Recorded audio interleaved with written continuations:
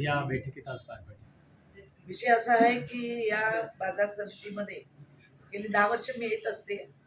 Redevelopment हा विषय चालूच असतो, FSAचा विषय चालू असतो आणि आताच नवीन अध्यक्ष आलेले पाटील साहेब यांची भेट घ्यायची होती.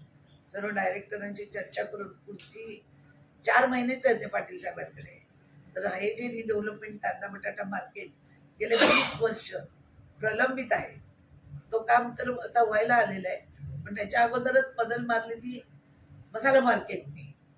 मसाला मार्केटमध्ये PMC कोणाची नेमले, काय नेमले, विकासात बरोबर आहे की नाही, ते सगळं विचारण्यासाठी आणि माहिती घेण्यासाठी मी आली होती आणि अध्यक्षांनी सगळ्यांना सांगितलं हे काम लवकरात लवकर झालं पाहिजे.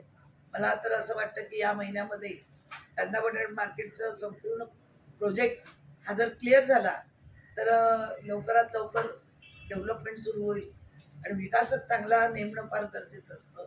शेवटी अर्धवट काम सोडून जाणं गरजेचं नाही. आणि ते कसे सगळी लोक, भरपूर लोक आहेत, तर जेव्हा भरपूर लोक असतात तेव्हा विरोध पण भरपूर असतो. आतून प्रत्येकाचं म्हणणं असतं ते काय होऊ शकत नसतं. त्याच्यामुळे 19-20 करून विकासात नेमून काम लवकर व्हावं. आणि जे मसाला मार्केटचं कोण PMC वगैरे आहे, कोण विकासक आहे, तर ते आता भेटले नाहीत. ते भेटल्यावर विचारून ते मला सांगितल्याशिवाय इथले लोकप्रतिनिधी माहिती दिल्याशिवाय पुढचं काम करू नये. मार्केटमध्ये ज्या समस्या आहेत त्या समस्या सोडवण्यास आम्ही तयारच असतो नेहमी. प्रत्येक वेळी बोलवल्यावर आम्ही येतच असतो. फ्रूट मार्केट असो पानसरे साहेबांचं, भाजी मार्केट असो शंकर पिंगळे साहेबांचं, सगळ्यांशी माझी चर्चा होत असते. पण अध्यक्ष नवीन आल्यामुळे आज बऱ्याच गोष्टींचा आम्ही इथे आढावा घेतलेला आहे.